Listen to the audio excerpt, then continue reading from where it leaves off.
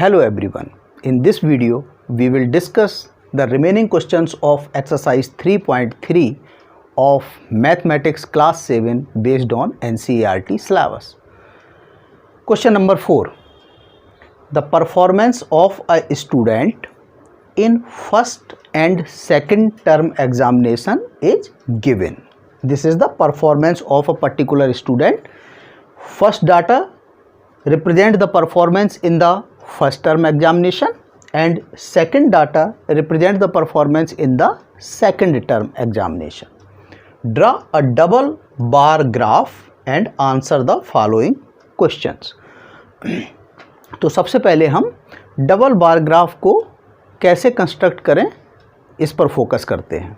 देखिए, जब भी हमें किसी कॉमन पैरामीटर के एक से ज़्यादा ऑब्जर्वेशंस गिवन हों, देन हम जो है उस समय डबल बार ग्राफ का यूज करते हैं. जैसे for example in this question, in the subject English the student got 67 mark in first term examination and 70 marks in second term examination. In subject Hindi, the student got 72 marks in first term examination and 65 marks in second term examination. Similarly in math, science and social science. So here actually what is the situation? We have two observations of English, we have two observations of Hindi, we have two observations of math, similarly of science, similarly of social science. So here we have more than one observation of a single parameter, so we can draw a double bar graph in this problem. Now see कैसे हम double bar graph को construct करें. Graph construct करना है तो आपको एक vertical line और एक हॉरिजॉन्टल लाइन कंस्ट्रक्ट करनी होगी. जहाँ पर दोनों लाइंस कट कर रही होंगी, that is the point represent 0. Now observations को देखते हुए अपना आप सबसे पहले क्या करेंगे, स्केल सिलेक्ट करेंगे. तो हम देख रहे हैं कि 67, 72, 88, 81, 73, 75, 85, 95, 65 and 70 these are the observations. So यदि हम 1 centimetre is equal to 10 marks का स्केल ले लेते हैं तो हम आसानी से ग्राफ कंस्ट्रक्ट कर लेंगे. बिकॉज हमें मालूम है दो कंसेक्यूटिव सेंटीमीटर के मार्क्स के बीच में 10 मिलीमीटर्स के मार्क्स होंगे. तो इसका मतलब कि 10 centimetre 1 centimetre is equal to 10 marks, so 10 millimetre is equal to 10 mark, so 1 millimetre is equal to 1 mark. तो जैसे सपोज 67 हमें बार कंस्ट्रक्ट करना है 67 मार्क्स को रिप्रेजेंट करते हुए, तो कैसे कंस्ट्रक्ट करेंगे.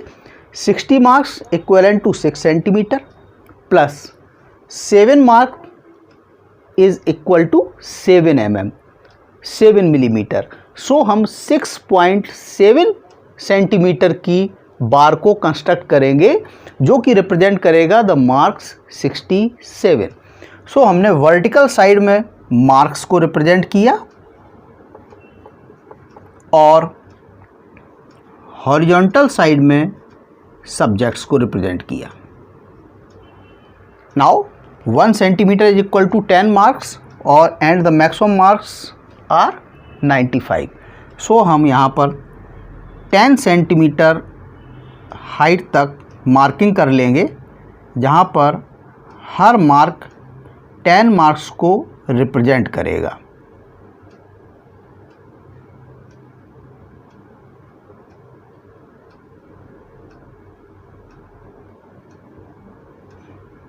So it is 10, 20, 30, 40, 50, this is 60, 70, 80, 90 and 100. Now English. So हम अपने हॉरिजॉन्टल लाइन में एक सर्टेन डिस्टेंस पर मार्क करेंगे the subject English. And English में फर्स्ट टर्म में देखिए व्हाट इज़ द मार्क्स 67। 67 का मतलब 6 full centimetre plus 7 mm। So this point lie in this somewhere।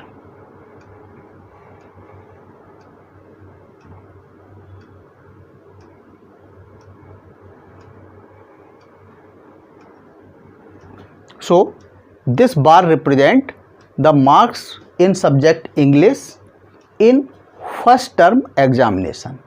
In second term examination, the student got 70 marks in this subject, means in English.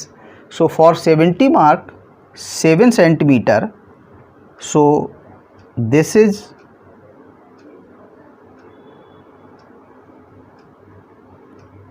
the bar which represent the marks 70.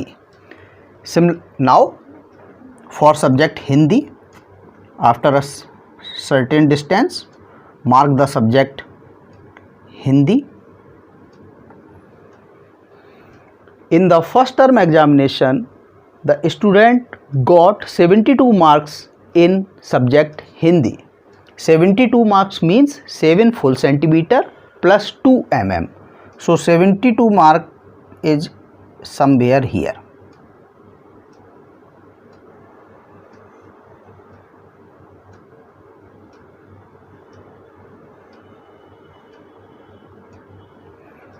And in second term, student got 65 marks in Hindi. 65 marks means 6.5 centimeter.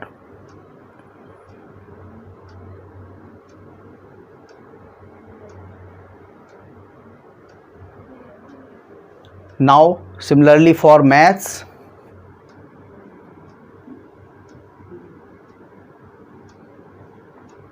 in first term the marks are 88,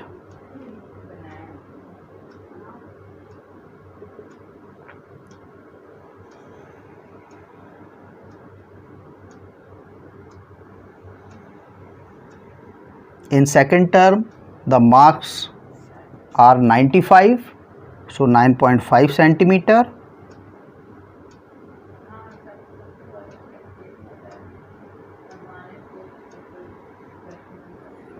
In science, in first term marks are 81, so 8.1.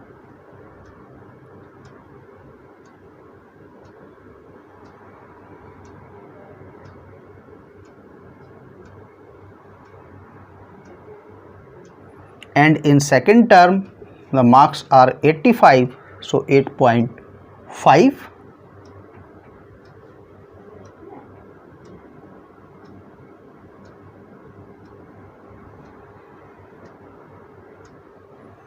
In social science,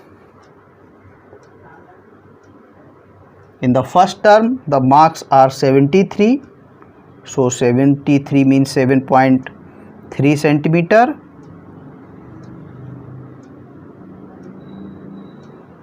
And in second term the marks are 75, so it is 7.5 centimeter bar. Now जब भी आपको double bar graph खींचना हो तो आप एक observation और दूसरे ऑब्जर्वेशन में डिफरेंस लाने के लिए ग्राफ में आप दूसरे ऑब्जर्वेशन में कोई भी आप जो है ड्राइंग कर दें।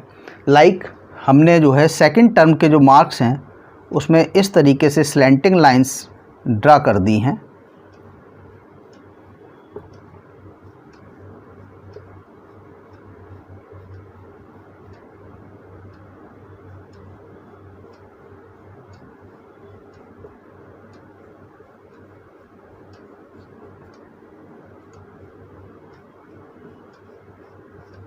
और ग्राफ में आप कहीं कॉर्नर पर ये रिप्रेजेंट कर दीजिए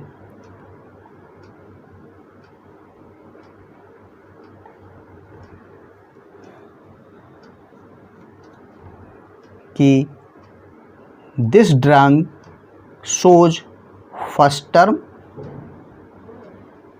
and this drawing shows second term marks. So this is the proper double bar graph of the given data.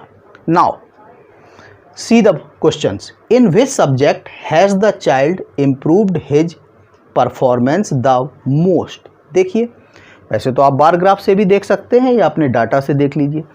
ऐसा कौन सा सब्जेक्ट है जिसमें सबसे ज़्यादा इम्प्रूवमेंट स्टूडेंट ने सिक्योर किया है? देखिए, in English the improvement is +3 marks.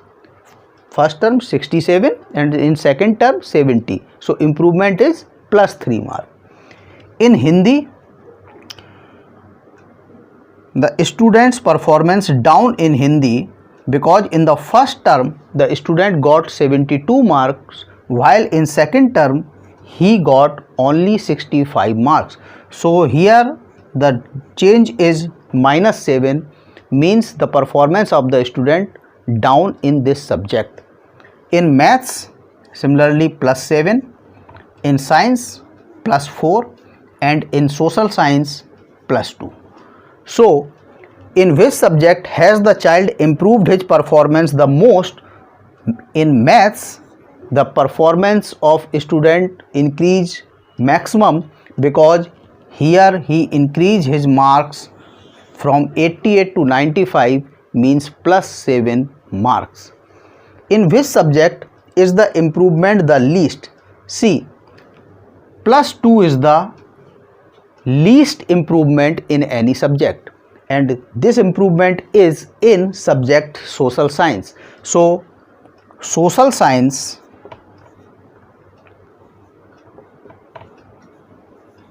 subject shows the least improvement.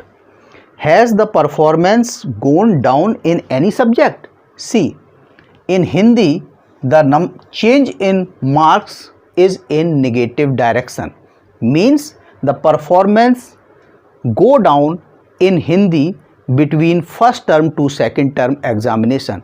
It means in Hindi the performance of the student gone down in Hindi subject. Question number 5. Consider this data collected from a survey of a colony. These are the data and give the answer of following questions. Draw a double bar graph. Which sport is most popular? And number 3, which is more preferred watching or participated in sports? See the data. किसी colony में जाकर एक सर्वे किया गया और लोगों से पूछा गया कि आपका फेवरेट स्पोर्ट कौन सा है। किसी ने क्रिकेट आंसर दिया, किसी ने स्विमिंग, किसी ने एथलेटिक्स, किसी ने बास्केटबॉल, किसी ने हॉकी। देन उनसे पूछा गया कि आपको पर्टिकुलर स्पोर्ट को वाचिंग मीन्स देखने में आपको अच्छा लगता है या आप उस गेम में पार्टिसिपेट भी करते हैं, मीन्स एज अ प्लेयर आप जाते भी हैं। तो जो आंसर्स आए, cricket 1240 persons interested in watching the cricket and 620 in participating in the cricket game. Similarly 470 interested in watching and 320 in participating for basketball. For swimming 510 interested in watching and 320 in participating. In hockey 430 interested in watching and 250 in participating. And in athletics 250 interested in watching and 105 interested in participating. So first question, draw a double bar graph. For construction of a graph, first of all we will select the or decide the scaling. See the observations. The highest observation is 1240 and the lowest observation is 105। तो हमारी scaling ऐसी होना चाहिए कि 105 का data भी clear cut visible हो और 1240 का डाटा भी इतना एक्सीड ना करे कि हमारे ग्राफ पेपर से ऊपर निकल जाए। तो यहाँ पर आप कोई भी वैसे तो स्केल मान सकते हो, लेकिन यदि हम 1 centimetre is equal to 100 persons या पीपल का स्केल अगर हम कंसीडर करें तो हमारा ग्राफ एप्रोप्रिएट कंस्ट्रक्ट हो जाएगा। नाउ सो यहाँ पर हम मार्क कर लेते हैं 1 centimetre is equal to 100 persons के अकॉर्डिंग।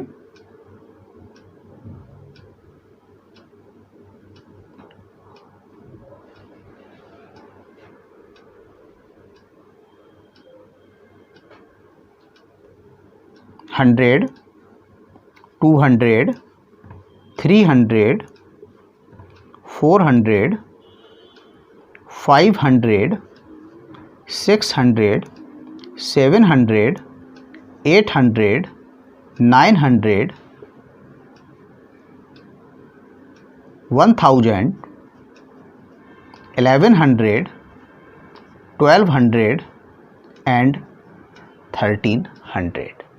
नाउ हॉरिजॉन्टल साइड में हम एक प्रॉपर स्पेसिंग के साथ में नेम ऑफ द स्पोर्ट्स लिख देते हैं।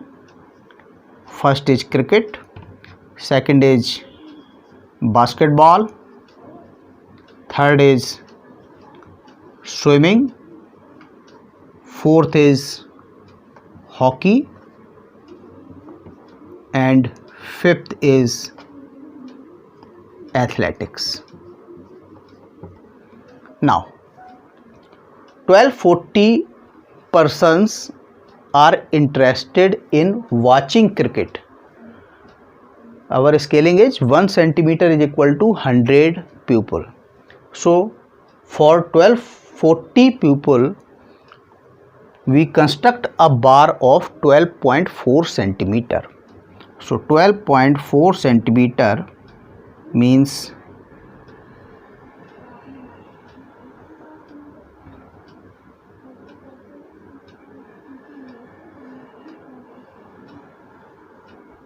this is the bar which represent 1240 pupils. Now 620, so 6.2 centimeter, so 6.2 is something here, so it is the bar which represent 620. Now for basketball 470 persons are interested in watching. 470 means 4.7 centimeter, so something here,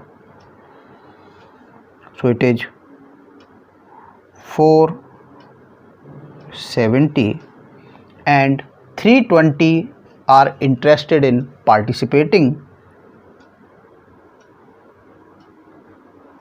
This is for basketball. For swimming 510, so 5.1 centimeter,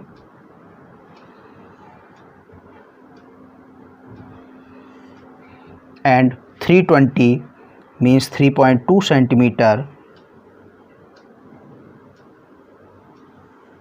For hockey 430 are interested in watching, means 4.3 centimeter, and 250 means 2.5 centimeter. In athletics 250 means 2.5 centimeter,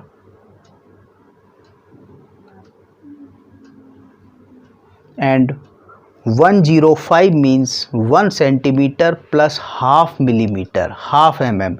So यदि आपको ये data proper construct करना है तो आपकी जो pencil है जिससे आप जिससे आप ग्राफ ड्रा कर रहे हो वो पेंसिल बहुत शार्प होनी चाहिए, जिससे कि आप वहाँ पर 0.5 mm पर मार्क रख सकें।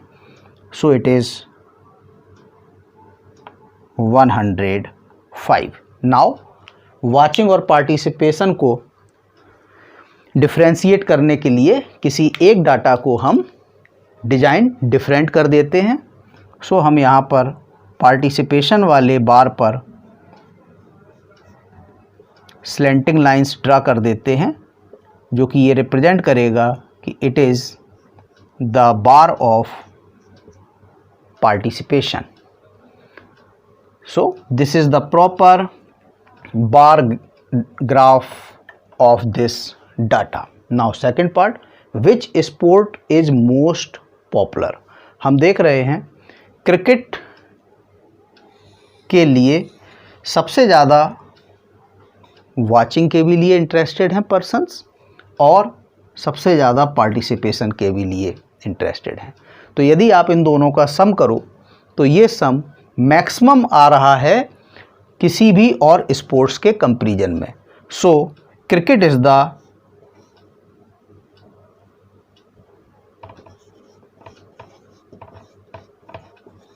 Most popular sport in this colony. Now which is more preferred, watching और पार्टिसिपेटिंग?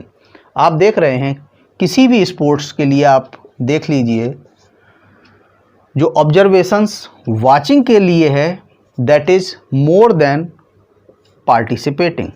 किसी भी स्पोर्ट में जो पर्सन्स वाचिंग प्रोसेस को प्रेफर कर रहे हैं उनके नंबर हमेशा ज़्यादा हैं इन कंपैरिजन टू द जो पर्सन्स पर्टिकुलर स्पोर्ट में पार्टिसिपेशन में इंटरेस्टेड हैं. So the watching is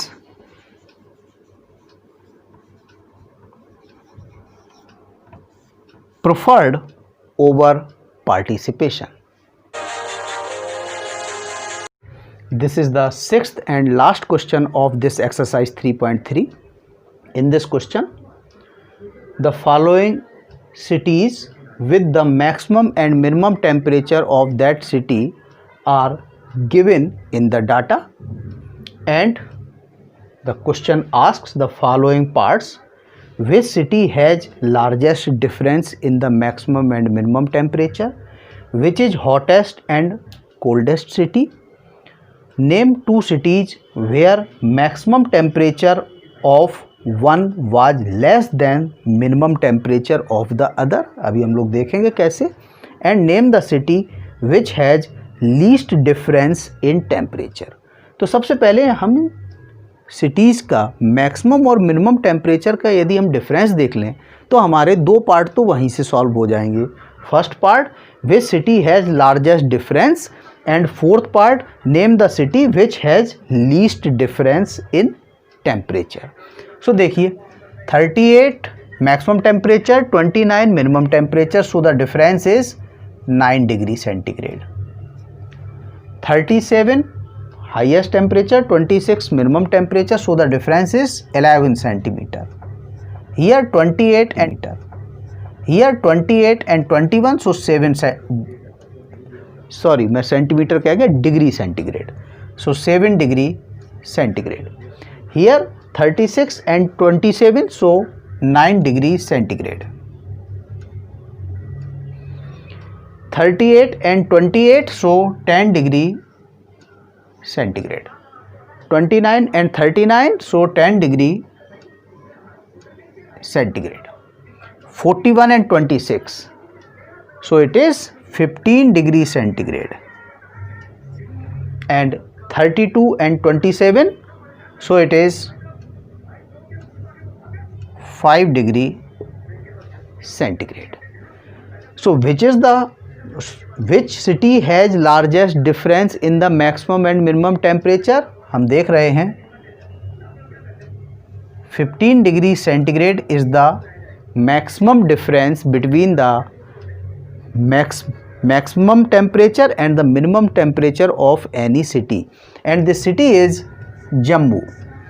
So Jammu has largest difference in maximum temperature and minimum temperature. See, 9 degree centigrade difference, 11, 7, 9, 10, 10 and 15 and 5. So which is the least difference? 5 degree centigrade is the least difference. So and the city is Mumbai. So name the city which has least difference in temperature. So Mumbai has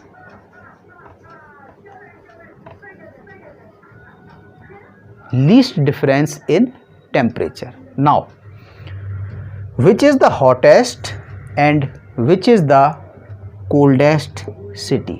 देखिए, maximum temperature is related with the hotness and minimum temperature is related with the coldness. हम कहते हैं सर्दियों की रात में कि 3 degree centigrade temperature हो गया था रात में 2 बजे और वो मिनिमम टेम्परेचर था कल का। तो सबसे ज़्यादा ठंड कब थी? जब 3 डिग्री सेंटीग्रेड था, मतलब जब मिनिमम टेम्परेचर था। देखिए मैक्सिमम टेम्परेचर की रेंज देखिए और देखिए मैक्सिमम टेम्परेचर कौन सा है। तो हम देख रहे हैं maximum temperature 38, 20, 37, 28, 36, 38, 39, 41 and 32।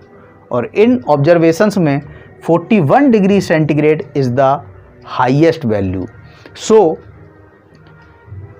Which is the hottest? So Jammu is the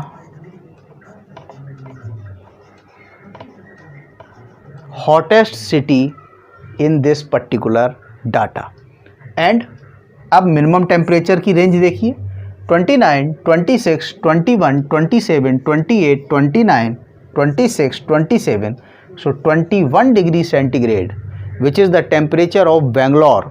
So Bangalore is the coldest city according to this data. Now, name 2 cities where maximum temperature of one was less than minimum temperature of the other. ऐसी 2 cities का pair देखिए जहाँ पर किसी एक city का जो maximum temperature है दूसरे सिटी का मिनिमम टेम्परेचर भी उससे ज़्यादा है। तो देखिए इसका मतलब इसमें जिस सिटी का मैक्सिमम टेम्परेचर जो है वो कम है उसी से हम डाटा को कंपेयर कर पाएंगे। तो देखिए 38, 37, 28, 36, 38, 39, 41, 32। तो वो सिटी कौन सी है जिसका कि मैक्सिमम टेम्परेचर सबसे कम है? वो सिटी कौन सी है जिसका कि मैक्सिमम टेम्परेचर सबसे कम है? That is Bangalore. अब ऐसी कोई सिटी देखिए जिसका कि मिनिमम टेम्परेचर भी 28 से ज़्यादा हो। तो देखिए 29, 26, 21, 27, 28, 29, 26, 27। तो यहाँ पर 2 डाटा ऐसे हैं, एक अहमदाबाद का और एक जयपुर का, जहाँ का मिनिमम टेम्परेचर भी बेंगलोर के मैक्सिमम टेम्परेचर से ज़्यादा है। तो बेंगलोर एंड जयपुर और बेंगलोर एंड अहमदाबाद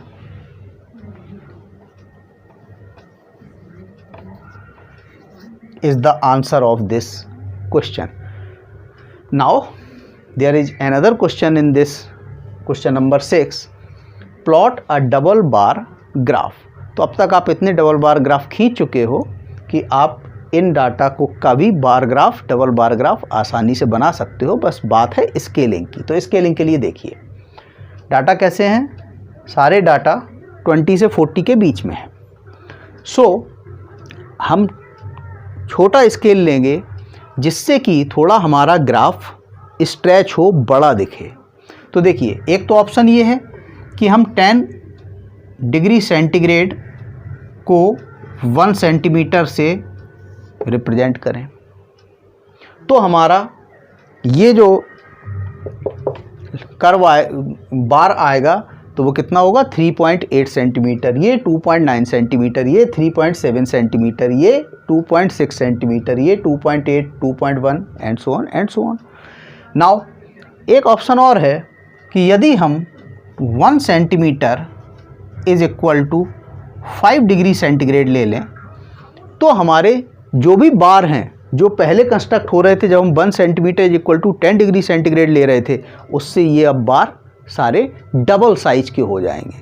तो उससे हमें फ़ायदा क्या होगा कि जहाँ पर डिफरेंस बहुत कम है, जैसे यहाँ पर डिफरेंस केवल 5 डिग्री सेंटीग्रेड का है, तो 5 डिग्री सेंटीग्रेड का जहाँ पर डिफरेंस है वहाँ अगर आप 1 centimetre is equal to 10 degree centigrade data लेते हो तो आपका केवल डिफरेंस वहाँ पर 5 mm का रह जाएगा। और यदि आपने ये स्केल लिया तो अब यहाँ पर बार स्ट्रेच हो गए हैं तो आपका डिफरेंस 1 सेंटीमीटर का हो जाएगा। तो ग्राफ थोड़े से और क्लियरिटी के साथ हमें अलग अलग शो होंगे। सो आप इन दोनों ही स्केलिंग से इन ग्राफ को प्लॉट करिए घर पर, और यदि आपको कोई प्रॉब्लम आती है तो कमेंट बॉक्स में लिख कर अपनी क्वेरी को पूछिए। मुझे लगता है कि आपको वीडियो पसंद आया होगा।